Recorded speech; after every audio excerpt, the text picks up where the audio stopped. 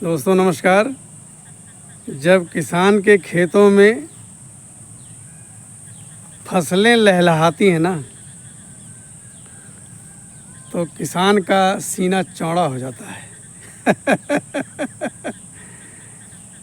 क्योंकि ये फसलें ऐसे नहीं लहलहाती हैं, इसमें खून पसीना बहाना पड़ता है, ढेर सारी मेहनत करनी पड़ती है। तो आज हम आ गए हैं अपने खेतों की तरफ। तो मैं बताता हूँ कि इतना अच्छा लग रहा है जब मैं इनको देखता हूँ ना, सही बता रहा हूँ कि दिल झूम जाता है। धान की फसल बहुत अच्छी है और ये मेहनत का फल है।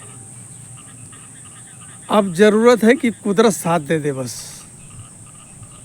आज जो है थोड़ा पानी गिरा है और ठीक ठाक पानी गिरा है, तो खेतों में पानी जो है ठहर गया है। और खाद की किल्लत थी, बड़ी मुश्किल से खाद मिली है, वो खाद भी डाली गई है। तो अब जो है थोड़ा अच्छा लग रहा है, अच्छा लग रहा है। फसलों को देख करके इतना मन खुश हो जाता है, एक तसल्ली हो जाती है कि जो हमने मेहनत किया है ऊपर वाला उसका फल देगा। क्योंकि किसानों के लिए खेती तो सब कुछ है, सब कुछ। इसी खेती से पूरा जीविका किसान लोग चलाते हैं। शादी विवाह, बच्चों की पढ़ाई लिखाई, घर के कपड़े लत्ते, दुनिया भर का काम इसी खेती से ही निकाला जाता है। तो आज हम आ गए अपने खेतों में, तो थोड़ा मैं सोचता हूँ आपको धान की फसल हम आपको दिखाते हैं और देख कर के आप बताना कि हमारे धान कैसे हैं। हमारे यहाँ क्या है कि आवारा गायें, मतलब जो गायें किसानों ने भगा दिया है, उनका आतंक ज़्यादा है। इसलिए जो है चारों तरफ कटीले तार बांध दिए गए हैं ताकि गाय उनका फसलों का नुकसान न पहुंचा पाएँ। तो ये देखो आप, इस समय थोड़ा शाम का वक्त है, नहीं आप देखते खेतों में पानी ठहरा हुआ है और क्या मीठी मीठी हवा चल रही है। तो ये धान की फसलें भी झूम रही हैं।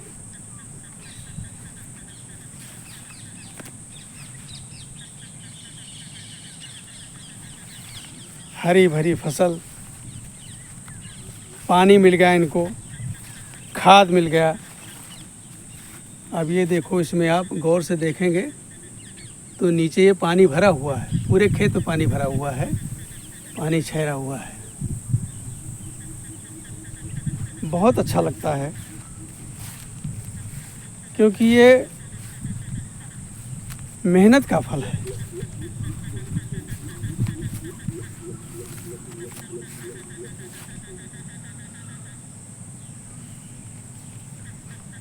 थोड़े से ये धान जो है ये थोड़े से कमज़ोर हैं क्योंकि इसमें गोबर की खाद नहीं डल पाई है। और इसमें देखो जगह जगह आपको गैपिंग भी नज़र आएगी, मतलब उतना अच्छा विकास नहीं हुआ है। पौधे जो हैं वो ग्रोथ नहीं कर पाए हैं, तो इसलिए आप देखें कि जगह जगह ज़मीन खाली है।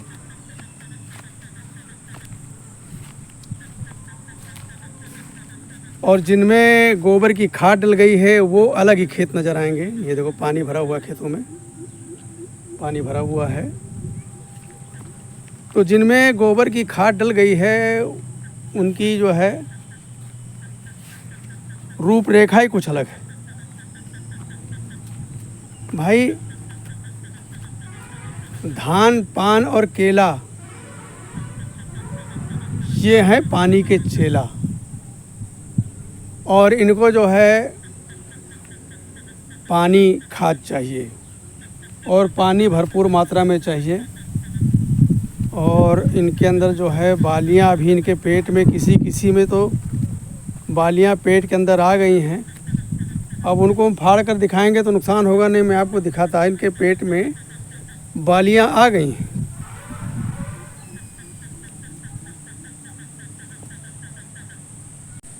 बारिश निकलने के बाद धूप खिल चुकी है और इतना अच्छा सुहाना मौसम हो गया है कि मंद मंद हवा बह रही है और उस हवा में हमारे धान झूम रहे हैं।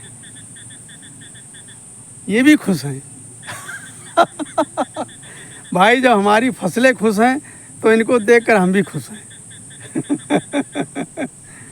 क्योंकि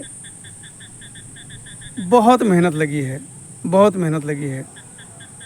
अब ये समझ लो कि उस समय में जब ये धान लगाए गए थे तो बरसात नहीं हुई थी और हमारे यहाँ ये समझ लो कि ट्यूबवेल से अगर पानी लिया जाता है तो 250 से 300 रुपये घंटा है। कोई 250 रुपये लेता है। जिनकी 3 इंची बोरिंग है वो 250 रुपये लेते हैं, लेकिन जिनकी 4 इंची बोरिंग है वो 300 रुपये लेते हैं। तो 250-300 रुपये जो है पानी का लगता है और एक खेत में कम से कम 4-4, 5-5 घंटे इंजन चलता है। तो काफ़ी पैसा लगाने के बाद में ये खेत तैयार करके इसमें धान लगाया गया और अब जब हमारे फसलें हमारे सामने हंस रही हैं, तो जब खेतों में फसलें हंसती हैं तो ये समझ लो कि स्वाभाविक है किसान भी हंस देता है। किसान की खुशी का राज ही उसकी फसलें हैं। जब उसकी फसलों में किसी प्रकार की कोई गिरावट आती है तो किसान मायूस हो जाता है, मायूस हो जाता है।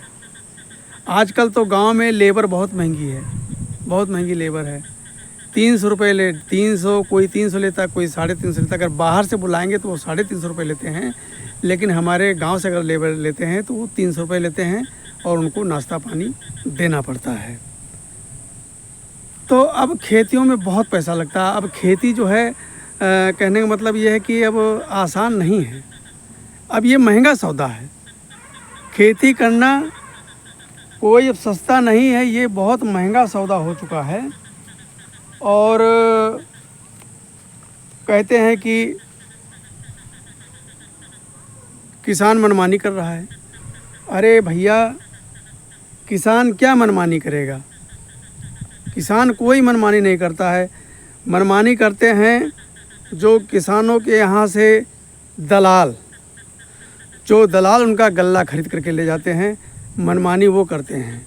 और यकीन मानिए कि जो किसानों के यहाँ जो पैदा होता है, किसान के खेत में जो पैदा होगा, तो भाई इतनी लागत लग चुकी होती खेतों में, तो सोचते हैं कि चलो थोड़ा बहुत इसको धान की बिक्री करके, और जिसका कर्जा लिया, भाई सबके घर में इतना पैसा नहीं होता है।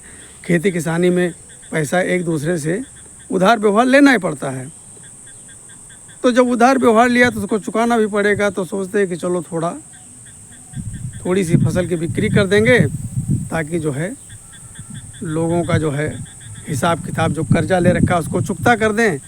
क्योंकि भाई देखो, हर बार तो पैसा लेना देना पड़ता है। जितनी बार फसल की बुआई करेंगे, कटाई करेंगे, तो उसमें पैसा लगता है। और जब फसल बिकेगी तभी किसान के पास 2 पैसे आएंगे। तो किसान को फसल बेचना पड़ जाता है। जब किसान फसल बेचता है तो उस समय वो किसान को गरजमंद समझ करके, भाई किसान की गरज होती है कि भाई जिसका पैसा लिया है उसको समय से पैसा दे दिया जाए, उसको मांगने का मौका ना दिया जाए कि भाई अगला मांगे तब हम पैसे दें, उसको मांगने से पहले पैसे दे दें। तो फसलों को बेचना पड़ता है। तो उस समय जो खरीदने वाले होते हैं वो किसान को गरजमंद समझते हैं और वो अपना मनमाना रेट लगाते हैं।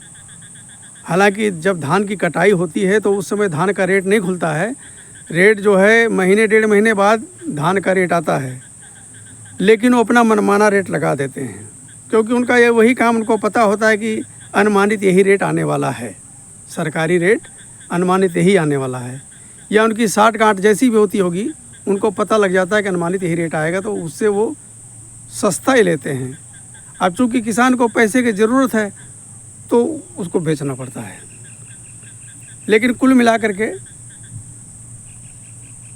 ऊपर वाले की कृपा से इस बार धान की पैदावारी अच्छी होगी और किसान खुश है।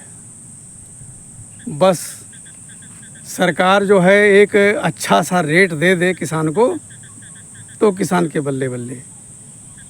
क्योंकि अगर किसान को अच्छा रेट नहीं मिलता है तो क्या है कि जैसे दैवीय प्रकोप, जैसे बारिश आ गई, अभी तो इन फसलों को बहुत कुछ झेलना है।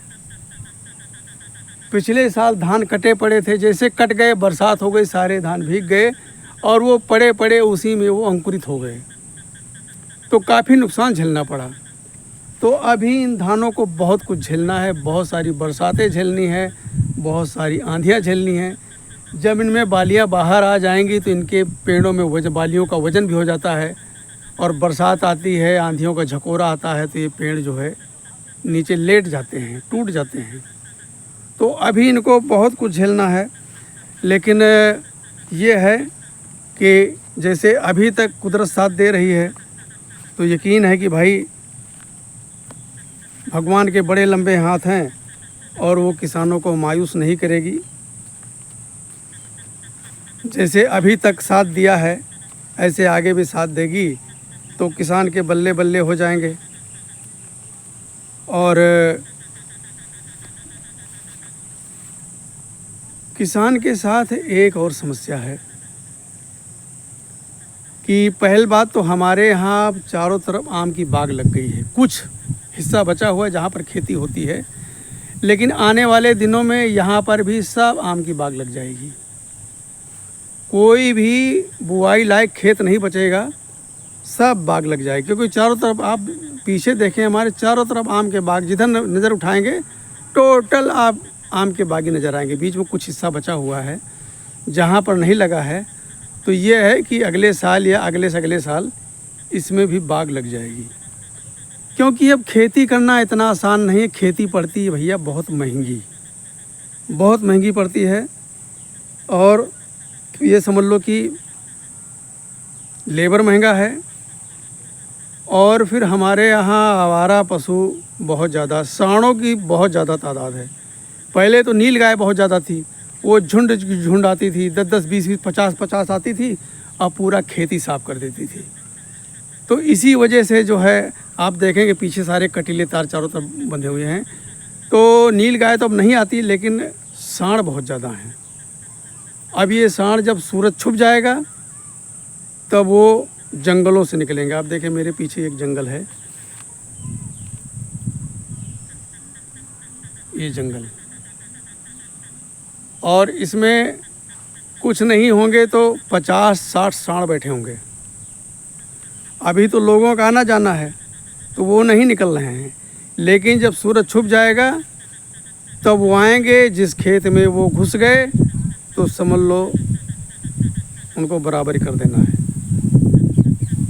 तो किसान हर तरफ से झेलता है, और बीच बीच में लाठी डंडा लेकर के आना पड़ता है उनको भगाने के लिए, क्योंकि उसमें बहुत ऐसे सांड होते हैं जो दौड़ा लेते हैं मारने के लिए।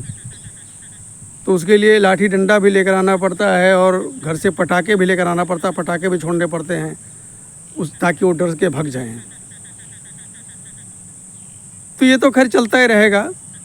लेकिन ये है कि आने वाले दिनों में यहाँ सब में जो है पूरे जो है जितने खेत आप दिखाई पड़ रहे हैं, इसमें सब में आम की बाग लग जाएगी।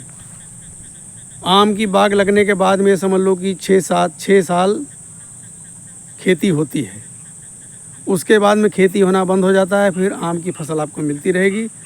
और आम की फसल में कोई ज़्यादा मेहनत नहीं है।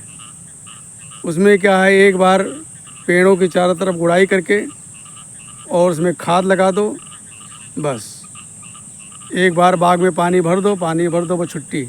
उसके बाद में क्या है, जब उसमें फूल बौर आ जाए उसमें दवा का छिड़काव कर दो, 2-3 दवा का छिड़काव करना पड़ता है।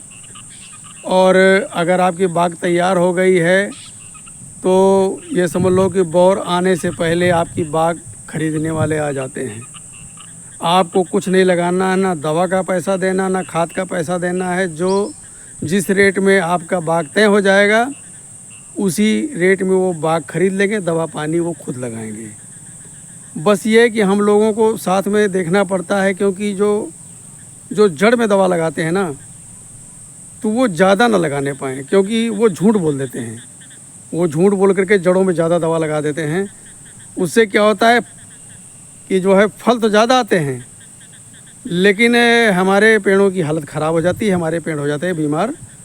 तो जिस हिसाब से दवा लगाएं उसी हिसाब से उनको जो है खाद का भी खुराक देना चाहिए। तो वो खाद की खुराक भी बचा लेते हैं, लेकिन दवा ज़्यादा लगा देते हैं। तो इसलिए जब दवा लगाने आते हैं तो हम लोग खुद ही खड़े हो जाते हैं, भाई मेरे सामने दवा लगाना, और जब हमारे गैर मौजूदगी में आपको दवा नहीं लगाना है।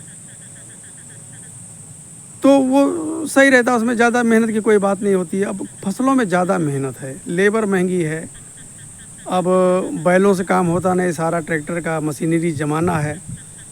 अब सारा मशीनों का भी, अब ये समझ लो कि जो ट्रैक्टर हम बुलाते हैं तो वो 800 रुपये घंटा लेता है। अब 800 रुपये घंटा लेता है तो वो ये नहीं कि हमारे हिसाब से चलाएगा, अपने हिसाब से वो चलाएगा। मतलब उसको घंटा पूरा करना है, किसी तरीके ज़्यादा घंटा बने ताकि हमारे ज़्यादा पैसा बन जाए।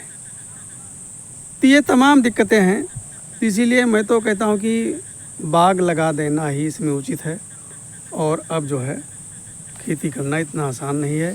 तो दोस्तों, ये मैंने आज आपको अपनी फसलें दिखाई, और हमने बाग का भी वीडियो डाल रखा है, उसमें आम के भी वीडियो पहले डाल रखे हैं। तो आज हमारी फसल देख करके आपको कैसा लगा कमेंट में ज़रूर बताना, और दुआ करना कि भाई इसमें बाग लग जाए।